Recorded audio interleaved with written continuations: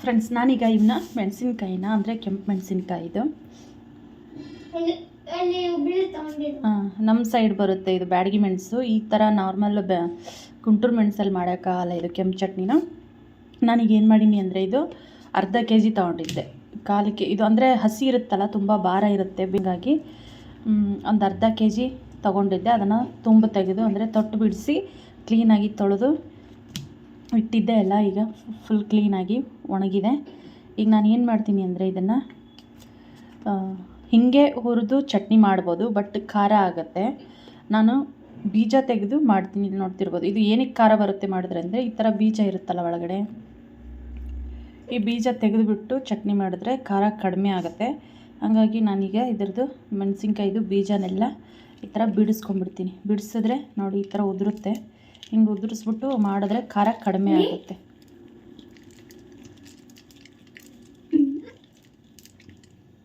ನೋಡಿ ಈ ಥರ ಬೀಜ ಎಲ್ಲ ಹೋದರೆ ಸ್ವಲ್ಪ ಖಾರ ಕಡಿಮೆ ಆಯ್ತು. ಖಾರ ತಿಂತೀನಿ, ಖಾರ ಜಾಸ್ತಿ ತಿನ್ನೋರು ಹಾಗೇನೂ ಮಾಡ್ಕೋತಾರೆ.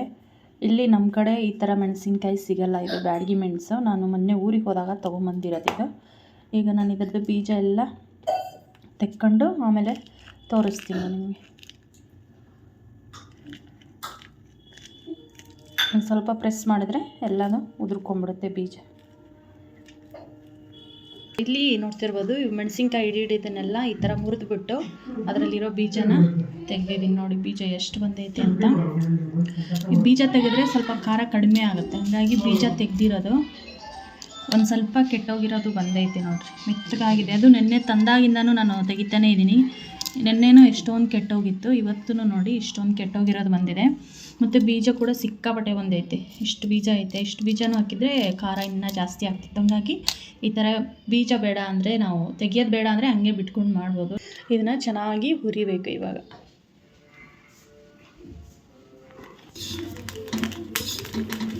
ಫ್ರೆಂಡ್ಸ್, ಇವಾಗ ನೋಡಿರಿ ಇದನ್ನು ಬೀಜ ತೆಗೆದು ಮುರಿದಿಟ್ಕೊಂಡಿದ್ನಲ್ಲ, ಇದನ್ನು ಈಗ ಚೆನ್ನಾಗಿ ಹುರಿಬೇಕು.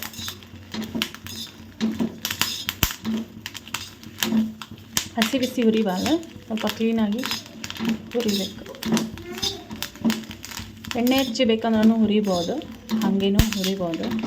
ನಾನು ಲಾಸ್ಟಿಗೆ ಒಂಚೂರು ಎಣ್ಣೆ ಹಾಕ್ತೀನಿ ಅಷ್ಟೇ.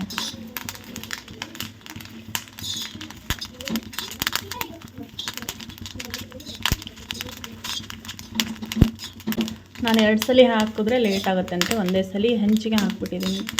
ಬಾಣಲೆಲ್ಲೂ ಹುರಿಬಹುದು, ಬಟ್ ಬಾಣಲಿ ಕಪ್ಪಾಗುತ್ತೆ ಅಂಥೇಳಿ ನಾನು ಹೆಂಚಲ್ಲೇ ಹುರಿತೀನಿ. ಘಾಟ್ ಆಗುತ್ತೆ ಇದು ಹೆಂಚಿಗೆ, ಯಾಕಂದರೆ ಮುರಿದಿದ್ದೀನಲ್ಲ, ಮುರಿದಿದ್ದು ಘಾಟ್ ಆಗುತ್ತೆ. ಇಡೀ ಹುರಿದ್ರೆ ಹಂಗೆ ಅನಿಸಲ್ಲ.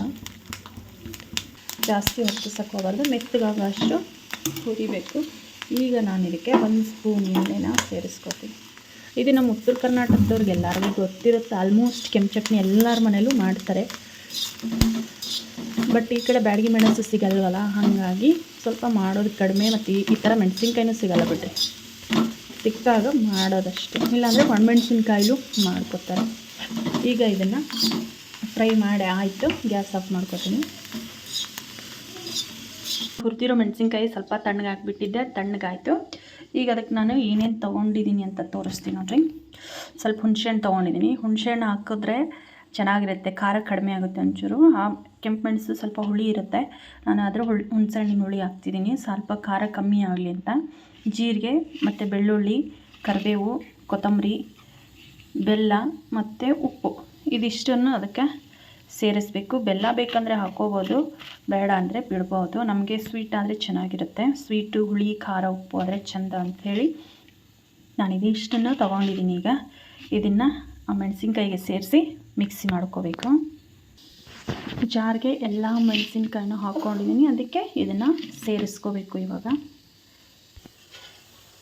ಇದನ್ನೆಲ್ಲ ಸೇರಿಸ್ಕೊಂಡಾದಮೇಲೆ ಇದನ್ನು ಮಿಕ್ಸಿಗೆ ಹಾಕಬೇಕು.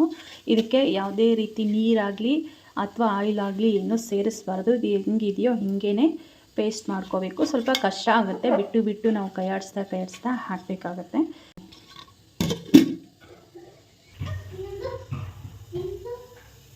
ಫ್ರೆಂಡ್ಸ್, ಇಲ್ಲಿ ನೋಡ್ತಿರ್ಬೋದು ಈ ಥರ ಇರುತ್ತೆ. ಇನ್ನೂ ಬೇಕು. ಇದನ್ನು ನಾವು ಈ ಥರ ಓಪನ್ ಮಾಡಿ ಅವಾಗವಾಗ ಕೈಯಾಡಿಸ್ತಾ ಇರಬೇಕು ಒಂದೊಂದ್ಸಲಿ, ಇಲ್ಲಾಂದರೆ ಅದು ಸಣ್ಣ ಆಗಲ್ಲ. ಈಗ ರೆಡಿ ಆಯಿತು ನೋಡ್ತಿರ್ಬೋದು. ಇದು ಫೋನಲ್ಲಿಗಿಂತ ಆಚೆ ಕಡೆ ಕಲರ್ಸ್ ತುಂಬ ಚೆನ್ನಾಗಿ ಕಾಣಿಸ್ತೈತೆ. ಇಷ್ಟು ಸಣ್ಣದಾಗಿ ರುಬ್ಕೋಬೇಕು ಇದನ್ನು. ನೋಡಿದ ತಕ್ಷಣ ಬಾಯಲ್ಲಿ ನೀರು ಬರ್ತಾ ಇದೆ. ಅಷ್ಟು ನನಗಂತೂ ಇದು ಆಲ್ ಟೈಮ್ ಫೇವ್ರೆಟ್. ಯಾವಾಗ ಎಷ್ಟು ನಾವು ತಿಂಡಿಲೂ ತಿಂತೀನಿ, ಊಟದಲ್ಲೂ ತಿಂತೀನಿ. ನಂಗೆ ಅಷ್ಟು ಇಷ್ಟ ಈ ಖಾರ ಅಂದರೆ. ಇದನ್ನು ಏನು ಮಾಡಬೇಕು ಅಂದರೆ ಫ್ರಿಜ್ಜಲ್ಲಿ ಇಟ್ಟರೆ ಒಂದೊಂದು ತಿಂಗಳು ತನಕ ಇರುತ್ತೆ. ಆಚೆ ಕಡೆ ಆದರೆ ಒಂದು ವಾರದಲ್ಲೇ ಖಾಲಿ ಮಾಡಬೇಕು.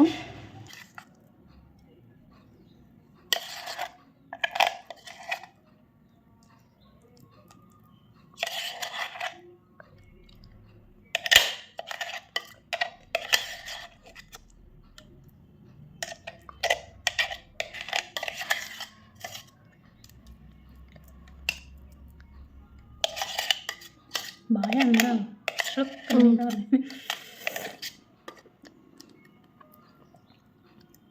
ಈಗ ಬಾಕ್ಸಿಗೆ ತೆಗೆದಿಟ್ಟಿದ್ದೀನಿ. ಕಲರ್ ನೋಡ್ತಿರ್ಬೋದು ಎಷ್ಟು ಚೆನ್ನಾಗಿ ಕಾಣಿಸ್ತೈತೆ ಅಂದರೆ.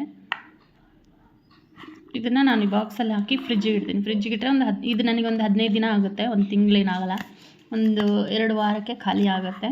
ಆಚೆ ಕಡೆ ಇಟ್ಕೊಂಡ್ರೆ ಒಂದು ವಾರ ಬರುತ್ತೆ ಅಷ್ಟೇ. ಇದು ಮಿಕ್ಸಿಲಿಗಿಂತ ಒಳ್ಕಲ್ಲಲ್ಲಿ ಚೆನ್ನಾಗಿ ಟೇಸ್ಟ್ ಬರುತ್ತೆ. ಬಟ್ ನಮ್ದು ಒಳ್ಕಲ್ಲಿಲ್ವಲ್ಲ, ಒಳ್ಕಲ್ಲಲ್ಲಿ ರುಬ್ಬೋರು ಒಳ್ಕಲ್ಲು ರುಬ್ಕೋತಾರೆ. ಈಗ ಯಾರ ಮನೆಯಲ್ಲಿ ಒಳ್ಕಲ್ಲಿದ್ದರೂ ಕೂಡ ರುಬ್ಬಂಗಿಲ್ಲ, ಎಲ್ಲ ಮಿಕ್ಸಿಗೆ ಹಾಕ್ಕೊಂಡಿರ್ತಾರೆ. ಫ್ರೆಂಡ್ಸ್, ಅವಾಗಲೇ ಕೆಂಪು ಖಾರ ಮಾಡಿದೆ, ಮಿರ್ಚಿ ಖಾರನ. ಈಗ ಮಂಡಕ್ಕಿ ಮಾಡೋಣ ಅಂದ್ಕೊಂಡಿದ್ದೀನಿ. ಅಂದರೆ ಕರ್ಕಾಳು ಮಂಡಕ್ಕಿ ಅಂತಾರೆ, ಚುರುಮುರಿನ ಅಂತಾರೆ. ಅದನ್ನು ಮಾಡೋಣ ಅಂತಂದು ಅಂದ್ಕೊಂಡಿದ್ದೀನಿ. ಇದು ಖಾರದ ಪುಡಿನೂ ತಂದಿದ್ದೆ ನಾನು, ಕಲರ್ಗೆ ಮತ್ತು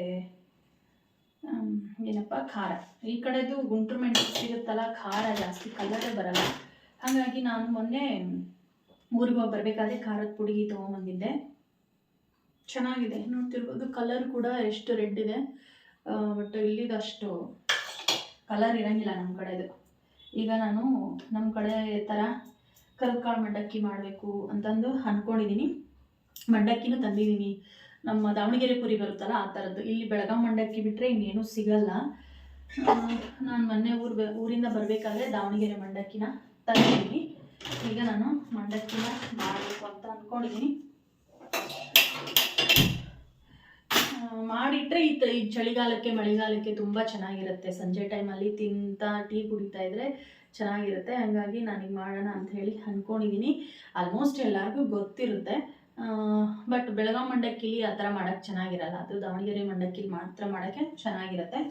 ಈಗ ನಾನು ಅದನ್ನೇ ಮಾಡ್ತಾ ಇದ್ದೀನಿ. ಇದಕ್ಕೆ ಮೇನ್ ಬೇಕಾಗಿರೋದು ಶೇಂಗದ ಕಾಳು ಮತ್ತು ಬೆಳ್ಳುಳ್ಳಿ, ಕರಿಬೇವು, ಖಾರದ ಪುಡಿ. ನಮ್ಮ ಗಾನವಿ ಮುಂಚೆನೇ ಹೇಳ್ಬಿಟ್ಟವಳೆ, ಶೇಂಗದ ಕಾಳು ಜಾಸ್ತಿ ಹಾಕ್ಬೇಡಮ್ಮ ಇದಕ್ಕೆ ಅಂತ ಹೇಳಿ.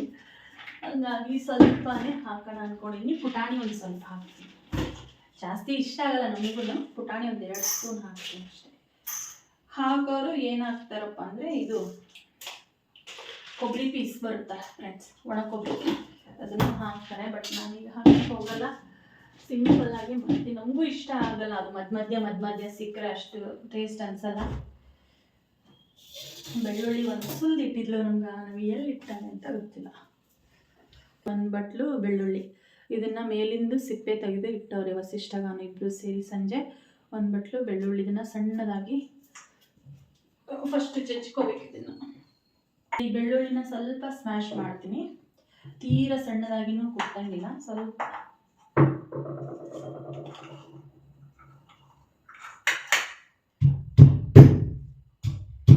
ಜೋರಾಗಿ ಕುಟ್ಟಂಗೂ ಇಲ್ಲ ಫ್ರೆಂಡ್ಸ್. ಕೆಳಗಡೆ ಓನರಿ ಸೌಂಡ್ ಬಂದಿರುತ್ತೆ.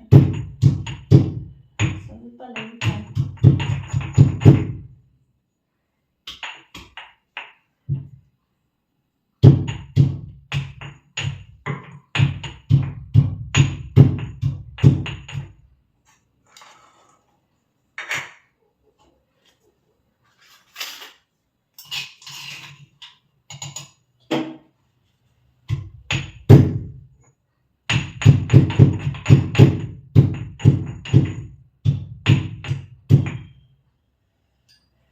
ಜವಾರಿ ಬೆಳ್ಳುಳ್ಳಿ ಅಲ್ಲ ಫ್ರೆಂಡ್ಸ್, ಇದು ದಪ್ಪ ಇರುತ್ತೆ. ಇಷ್ಟು ದಪ್ಪ, ಬೇಗ ಸಣ್ಣನೂ ಆಗಲ್ಲ ಅದು ಕುಟ್ಟೋದ್ರಿಂದ.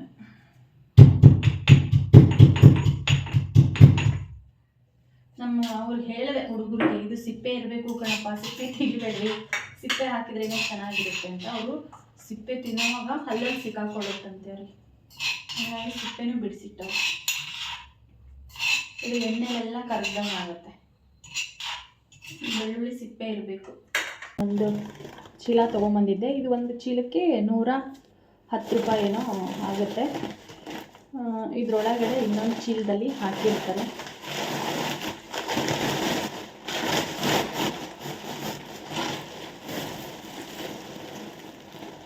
ಅಂದರೆ ಗಾಳಿಗೆ ಮೆತ್ತಗಾಗಬಾರ್ದು ಅಂತೇಳಿ ಇದರಲ್ಲಿ ಹಾಕಿರ್ತಾರೆ.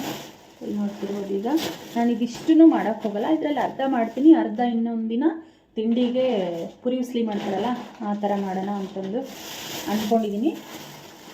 ನೋಡ್ತಿರ್ಬೋದು ತಳದಲ್ಲಿ ಎಷ್ಟು ಪುಡಿ ಇದೆ ಅಂತೇಳಿ. ಇದನ್ನೀಗ ನಾನು ಕ್ಲೀನ್ ಮಾಡಿ ಇಟ್ಕೊತೀನಿ. ಫಸ್ಟ್ ಕ್ಲೀನ್ ಮಾಡಿ ಬುಟ್ಟಿಗೆ ಹಾಕ್ತೀನಿ. ಪೂರ್ತಿ ಮಾಡೋಕ್ಕೆ ಹೋಗಲ್ಲ ಫ್ರೆಂಡ್ಸ್, ನಾನು ಇದರಲ್ಲಿ ಸ್ವಲ್ಪ ಅರ್ಧ ಮಾಡಿ ಅರ್ಧ ಹಾಗೆ ಎತ್ತಿಟ್ಕೊತೀನಿ. ಇದು ಪ್ಲಾಸ್ಟಿಕ್ ಕವರಲ್ಲೇ ಇರಬೇಕು, ಇಲ್ಲಾಂದರೆ ಮೆತ್ತಗಾಗುತ್ತೆ ಗಾಳಿಗೆ, ಥಂಡಿಗೆ.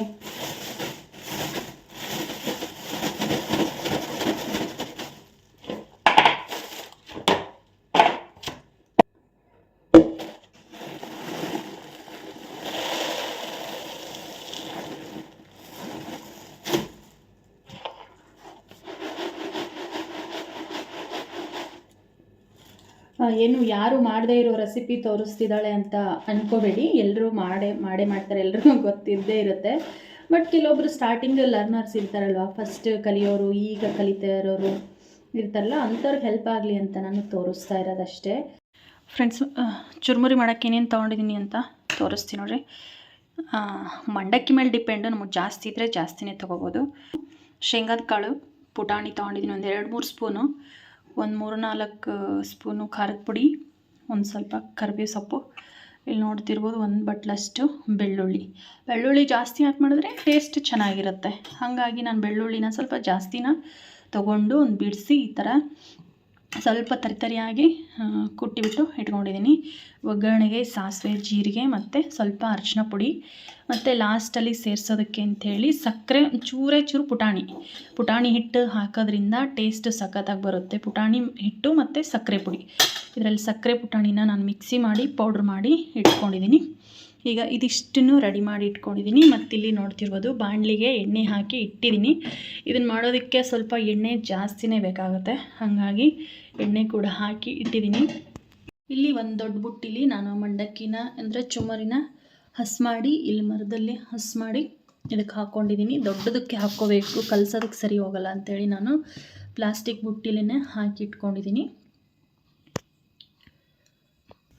ನೋಡ್ರಿ, ಈಗ ಎಣ್ಣೆ ಕಾಸಕ್ಕಿಟ್ಟಿದ್ದೆ, ಎಣ್ಣೆ ಕಾದೈತಿ. ಈಗ ಅದರೊಳಗೆ ನಾನು ಶೇಂಗಾದ ಕಾಳನ್ನ ಫ್ರೈ ಮಾಡ್ಬಿಡ್ತೀನಿ. ಹುರಿದೇನು ಹಾಕಿಲ್ಲ, ನಾನು ಎಣ್ಣೆಲೇನ ಫ್ರೈ ಮಾಡ್ಕೊಂಡ್ಬಿಡ್ತೀನಿ. ಇದರಲ್ಲೂ ಚೆನ್ನಾಗಿ ಫ್ರೈ ಆಗುತ್ತೆ, ಸುಮ್ಮನೆ 2 ಕೆಲಸ ಆಗುತ್ತೆ ಅಂಥೇಳಿ ನಾನು ಇದರಲ್ಲೇ ಹಾಕ್ತಾಯಿದ್ದೀನಿ.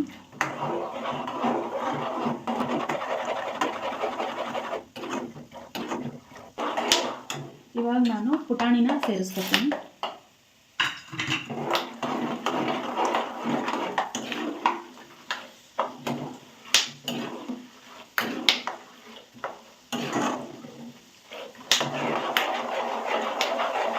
ಈಗ ಇದಕ್ಕೆ ಸಾಸಿವೆ ಜೀರಿಗೆನ ಹಾಕ್ತೀನಿ.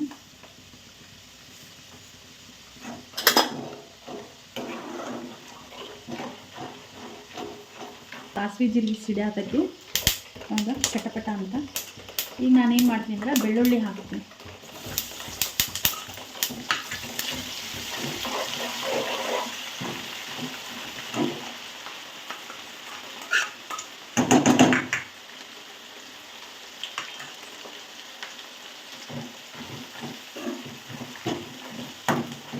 ಬೆಳ್ಳುಳ್ಳಿ ಆದಮೇಲೆ ಕರಿಬೇವು ಸೊಪ್ಪು ಹಾಕ್ತೀನಿ.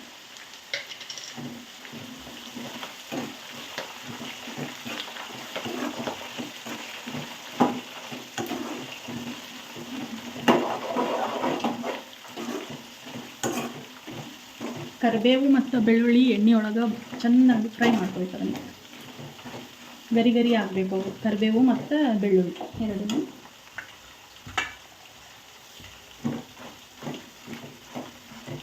ಈಗ ನಾನು ಅರಿಶಿನ ಪುಡಿ ಹಾಕ್ತೀನಿ ನೋಡ್ರಿ, ಸ್ವಲ್ಪ ಜಾಸ್ತಿ ಅನ್ನೋಕ್ಕಲ್ಲ, ಒಂದು ಸ್ಪೂನ್ ಹಾಕ್ತೀನಿ ಅಷ್ಟೇ. ಯೆಲ್ಲೋ ಕಲರ್ ಆಗಿಬಿಡುತ್ತೆ, ಇಲ್ಲಾಂದರೆ ರೆಡ್ ಆಗಬೇಕು ನನಗೆ. ಹಾಗಾಗಿ ಸ್ವಲ್ಪ 1 ಸ್ಪೂನು ಅರಿಶಿನ. ಬೇಕಂದರೆ ಯೆಲ್ಲೋ ಕಲರ್ದು ಮಾಡ್ತಾರೆ ಈ ಥರ. ನಾನೀಗ ಖಾರದ ಪುಡಿಯಕ್ಕೆ ರೆಡ್ ಕಲರ್ದು ಮಾಡ್ತಾಯಿದ್ದೀನಿ. ಬೆಳ್ಳುಳ್ಳಿ ಮತ್ತು ಕರಿಬೇವು ಗರಿ ಗರಿ ಆದಮೇಲೆ ಈಗ ಲಾಸ್ಟಿಗೆ ಖಾರದ ಪುಡಿ ಹಾಕ್ತಿದ್ದೀನಿ. ಈಗ ಉರಿನ ಕಡಿಮೆಲಿ ಇಟ್ಕೋಬೇಕು, ಜಾಸ್ತಿ ಇಟ್ಕೋಬಾರ್ದು. ನೋಡಿ ಕಲರ್ ಎಷ್ಟು ಚೆನ್ನಾಗಿ ಬಿಟ್ಕೊತಿದ್ದು. ಕಲರ್ ನೋಡಿದರೆ ಎಲ್ಲಿ ಖಾರ ಜಾಸ್ತಿ ಆಗುತ್ತೋ ಅಂತ ಅನ್ನಿಸ್ತೈತೆ. ನೋಡೋಣ, ಸಕ್ಕರೆ ಮತ್ತು ಪುಟಾಣಿ ಪುಡಿ ಇದೆಯಲ್ಲ ಅದು ಮ್ಯಾನೇಜ್ ಆಗುತ್ತೆ. ಈಗ ಗ್ಯಾಸ್ ಆಫ್ ಮಾಡಿ, ಫುಲ್ ಗ್ಯಾಸ್ ಆಫ್ ಮಾಡ್ಕೊಡ್ಬೇಕು, ಇಲ್ಲಾಂದರೆ ಖಾರ ಏನಾಗುತ್ತೆ ಹೊತ್ತು ಬಿಡ್ತೈತಿ.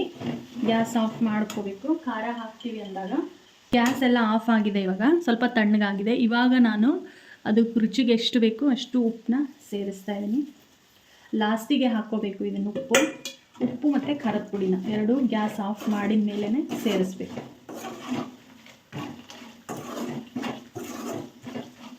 ಉಪ್ಪು ಬೇಕಿದ್ರೆ ನಾವು ಆಮೇಲೆ ಸೇರಿಸ್ಕೋಬೋದು, ಏನು ತೊಂದರೆ ಇಲ್ಲ ಇದಕ್ಕೆ.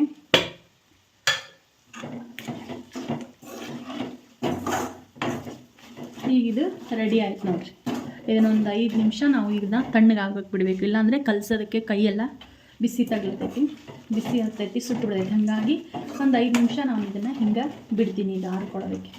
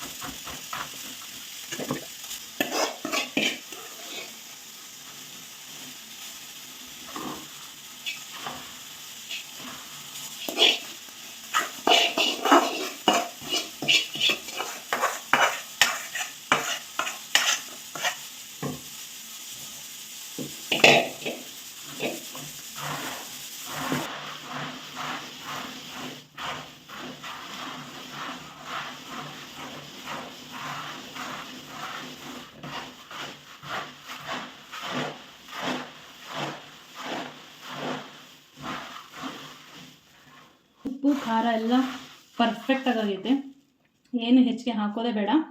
ಈಗ ನಾನು ಇದಕ್ಕೆ ಸ್ವಲ್ಪ ಸಕ್ಕರೆ ಪುಡಿ ಮತ್ತು ಪುಟಾಣಿ ಪುಡಿ ಮಿಕ್ಸಿ ಮಾಡಿದ್ನಲ್ಲ ಅದನ್ನು ಸೇರಿಸ್ತೀನಿ. ಒಂದು ಸ್ವಲ್ಪ ಚೆನ್ನಾಗಿರುತ್ತೆ ಇದು ಹಾಕಿದ್ರೆ, ಸ್ವೀಟ್ ಸ್ವೀಟ್, ಖಾರ ಖಾರ.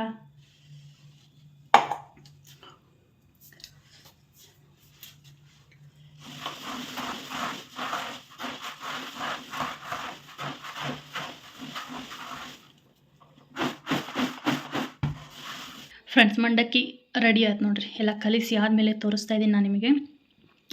ಪರ್ಫೆಕ್ಟಾಗಿ ಆಗಿದೆ, ಯಾವುದು ಹೆಚ್ಚಿಗೆ ಹಾಕೇ ಇಲ್ಲ ನಾನು. ಎಷ್ಟು ಹಾಕಿದ್ನೋ ಅದಷ್ಟೇ ಕರೆಕ್ಟಾಗಿದೆ. ಅದು ಒಗ್ಗರಣೆ ಮಾಡಿದ್ನಲ್ಲ ಅದಕ್ಕಾಗೋಷ್ಟು ಕರೆಕ್ಟಾಗಿ ಆಗಿದೆ ಅದು.